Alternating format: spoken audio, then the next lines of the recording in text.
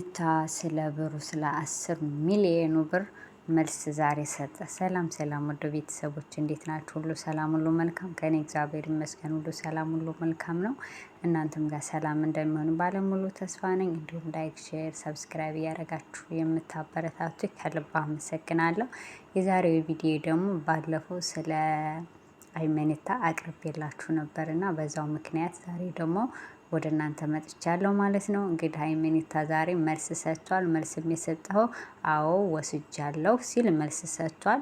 ግን 3 አመት 4 አመት ይወስዳል የቢዝነሱ እያለ ነው ማለት ነው። እና እኔ አሁን እሱንም ለመውቀስ እናንተንም እንትን ለማለት ሳይሆን ዛሬ የመጣሁት እስኪ እኔ በራሴ አሁን ታስብ ማለት ነው ወይም እናንተ ከአንድ ሰው ጋር ውለታ ስትዋዋሉ እንዴት ነው በሚለው የተወሰነ ነገር ልላችሁ ነው የመጣሁት ማለት ነው። አሁን ለምሳሌ እሱ ዛሬ መልስ ሲሰጥ ቪዲዮውን እያየሁት ነበረ። ምን አለ መሰላችሁ? አዎ ወስጃለሁ፣ ግን እነሱም ያውቃሉ አንድ እቃ ለመግዛት እኔ እኮ ቦታ ወይም አፓርታማ አይደለም እኔ ድርጅት ፋብሪካ ብሎ እየደጋገመ ፋብሪካ እያለ ነበር ማለት ነው። እንግዲህ ፋብሪካ ማለት እዛው የሚያመርት አምርቶ አጣርቶ የሚሰጥ ማለት ነው። ለምሳሌ ቡና ፋብሪካ፣ ፔፕሲ ፋብሪካ የተለያዩ አሉ አይደል? ይሄ ኮካ ምናምን የሚባሉ ፋብሪካዎች አሉ። ጨርቃ ጨርቅ ፋብሪካ ምናምን የሚመረቱ ልክ እንደዛ አይነት እሱም አሁን ለምሳሌ ቡቲክ ነው ወይስ ይሄ የጥጥ ፍራሽ የሚባል የሚመረትበት አለ አይደለም? መዝቦልዱ ወይም ይሄ ምንድነው የሚባለው ፍራሽ፣ እሱን ነው እንግዲህ ያሉት ማለት ነው። እንግዲህ ልጆቹ ሲያወሩ ከዛ ያ ነው እኔ ያንን ለማምጣት ለምሳሌ ማሽኑ ታዞ እስከ 6 ወር ይላሉ፣ ግን 6 ወር አይመጣም። አመትም 2 አመትም ሊቆይ ይችላል። ቦታው እንትን ለማለት ይቆያል ምናምን እያለ መልስ ሰጠ። እኔ ግን አንድ ጥያቄ መጠየቅ ፈለኩ። አንድ ሰው የሆነ ነገር ሲሰራ 3 አመት 4 አመት እንዴት ነው ሊወስድበት የሚችለው? አሁን እሱ 1 አመት ምን አላት 3 አመት ምናምን ከዛ ወዲህ ስራ አይሰራም ወይ እቃው አይገዛም ወይ? ከዛ በወስድስ እኔ እየሰራሁ አይደለም ወይ? ይህንን ብር እኔ አልከፍልም ወይ የሚል ጥያቄ ነው ያመጣው ማለት። ይሄንን ብር መክፈል ማድረግ ተቻለው ምን ጉርባ አከፋፈተው ምን አብረን እንስራ አባባሉ። እሱ ለብቻው ሰርቶ ያንን ድርጅት አቋቁሞ ለምን ቢዝነስ ከፈኩላችሁ ብሎ ሰዎች አይቀጥርም? ሰዎች ጋር ለምን መስራት አስፈለገው? እኔ አሁን ጥያቄ ነው የሆነብኝ። ይሄ ሌባ አይደለሁም እኔ እንዲህ አይደለሁም ብሎ ራስን ነፃ ለማውጣት ይሄ እየደባበሱ መሄድ ለእኔ አይመችኝም። ግልጽና ግልጽ ሲዳ ሲወራ ነው ደስ የሚለኝ ማለት ከወሰድ ካወስጃለሁ እየሰራሁት አይደለም ብራችሁን ቀስ እያልኩ መልሳለሁ ብሎ በቃ ከዛ ያንን እንደዛ ካደረገ ቀስ እያለ ይሰጣቸዋል። ባይሰጣቸውም በቃ ካመነ አመነ ነው። አንድ ሰው ሌብነቱን አምኖ መቀመጥ ያ ሰው ሁለተኛ እንዳያምነው ያ ሰው የላ ድጋሚ እንዳይበላ የሆነ ማለት ይሄ ወዳ ወዲህ ብሎ መሸፋፈን ለእኔ አይመቸኝም። እሱ እኔ ቢሆን ይሰራለሁ ከፍላ እየሰራ ብር ካለው ለምሳሌ እኔ ገንዘብ ቢኖረኝ እኔ በራሴ ድርጅቱን ከእንትኑን ፋብሪካውን እከፍታለሁ፣ እቃዎችን አሟላለሁ ምናምን። ከዛ በኋላ የሚሰሩ ልጆችን መቀጠር ነው። እነዛ አሁን ብር የሰጡት እንሰራለን ብለው ነው አይደል? እነሱ አሁን እዚያ ቀጥሯቸው ይሰራሉ። ከዛ እነሱ ልምዱ ስራው ሲኖራቸው እነሱ ደግሞ ገንዘብ ሲጠራቀምላቸው የራሳቸው ነገር ይከፍታሉ። ለምን እንደዛ ያደረግም? ለምሳሌ ሀገር ውስጥ ላይ ስንት ሰው ስራ ፈላጊ፣ ስንት ተቀጣሪ፣ ስንት ሰው እየተንከራተተ ስንት እውቀት ስንት ዲግሪ ያላቸው ዲፕሎማ ያላቸው ስንት ነገር የተማሩ የቁጭ ብለው ስራ አጥተው ቤተሰብ ላይ እየተንከራተቱ ነው። እነሱ ተቀጥረው ይሰራሉ። ለምንድን ነው እንደዚህ ሊሆን ያልቻለው? የኔ ጥያቄ ነው። እንደዛ ማድረግ እየቻለ አሁን እኔ ያልበላሁም ምናምን የሚለው ነገር አያዋጣኝም። እና አንድ እቃ ለመግዛት እንዴት ነው እንደዛ የሚሆነው? ውጭ ሀገር ከሆነ እቃው ከሚመረትበት ሀገር እንግዲህ ከቻይና ነው ብለዋል። ከቻይና የሚመጣ ከሆነ የዚህን ያክል ቀን እንዴት ነው የሚወስደው? ለምሳሌ እዛ የሚያመርቱ ሰዎች እኮ እነሱም ገቢ ያላቸው። ለምንድን ነው እንደዚህ ሊሆን የቻለው? ቢያንስ 6 ወር ራሱ እኮ የአመት ከግማሽ እንደ 3 አመት 4 አመት ሊል ይቻለ። ይህማ እቅድ አውጥቶበት ነው 3 አመት 4 አመት እኔ ልሞት ልኑር ራሱ እኔ የማውቀው ስለ ዛሬ ነው ስለ ነገ የማውቀው ነገር የለኝም። ግን ያው ሰው ስለሆነ እንደ ሰው ስለምናስብ ግዴታ ነው የሆነ ነገር እናስባለን፣ የሆነ ነገር እናልማለን፣ የሆነ ነገር እንትን እንላለን። ግን ለምንድን ነው ይሄ ነገር የሆነው?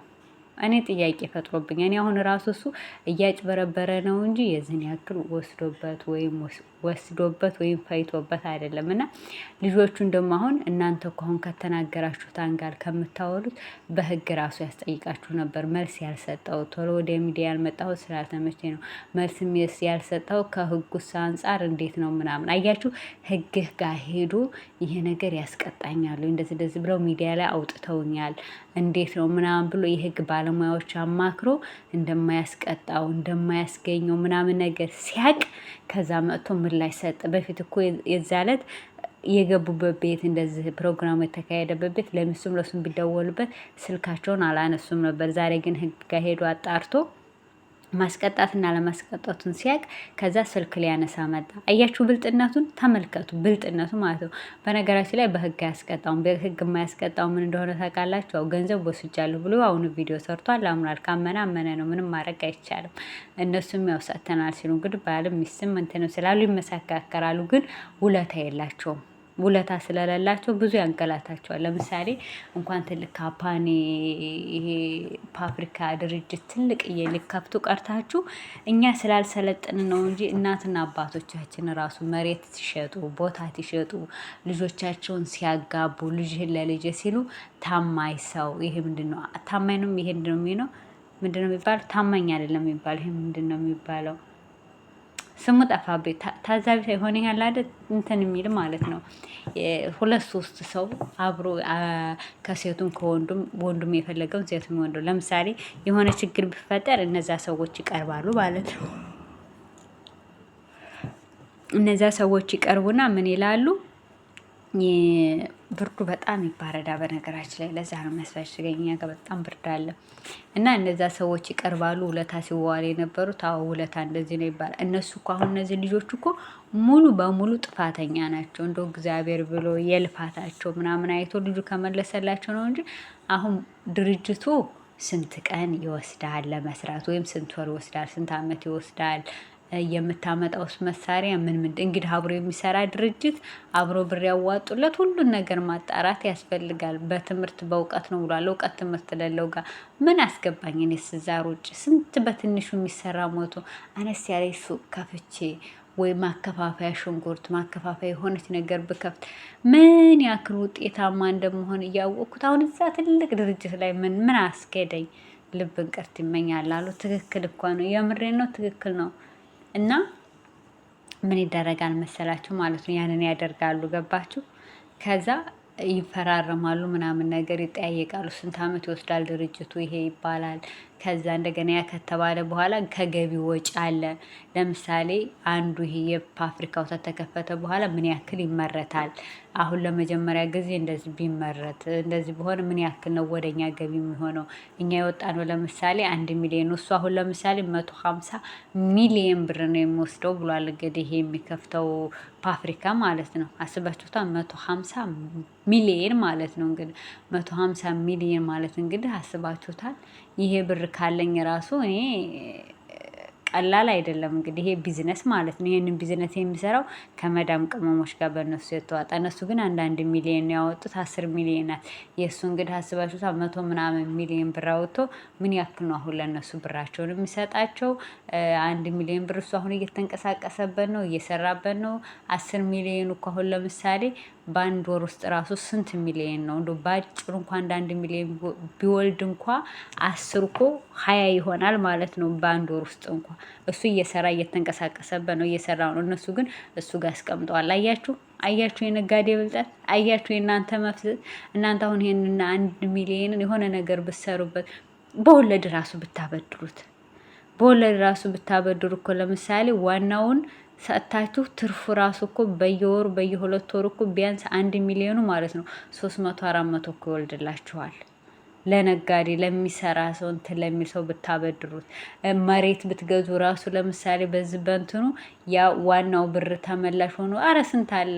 አብዛኛውን አሁን ክፍለ ሀገር ራሱ መሬታቸውን አስይዞ ብር ለቁጠባ ለምናምን ነገር የተበደሩ ካላችሁ ብር ሰጣችሁ መሬት ይሰጧችኋል። ከዛ ብሩን ሲመልሱላችሁ ያንን መሬት 1 አመት ካረሳችሁ በኋላ መሬቱን ትመልሳላችሁ። ሁሉ እናንተ ትጠቀማላችሁ ምናምን። የገጠር ሰው እንኳ እንደዚህ እያደረጉ ብራቸው ብዙዎች ናቸው የሚያካብቱት። እኛ ግን ለስሙ ቴክኖሎጂ ተጠቃሚ ነን፣ ለስሙ ኢንተርኔት ተጠቃሚ ነን። ፈዘዝ ያለን ፈዛዞች።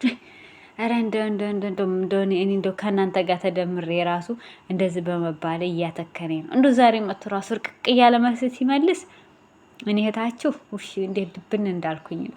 150 ሚሊዮን እኮ ነው እነሱ ለ10 ሚሊዮን ነው እንዲህ እየሰራሁ ነው ከፍል ነበር እያለ ይላላጥባችኋል። አያችሁ፣ በራሳችሁ ገንዘብ ሰው በራሱ ገንዘብ እንደዚህ ይሰደባል፣ እንደዚህ ይላላጥባችኋል። አሁንም እናንተ ሀቢባ ጋር ቀርቡ ይናገር ብላችሁ ድምጽ ሆኑ እና አመሰግናለሁ ስለሰማችሁ ሁላችሁንም።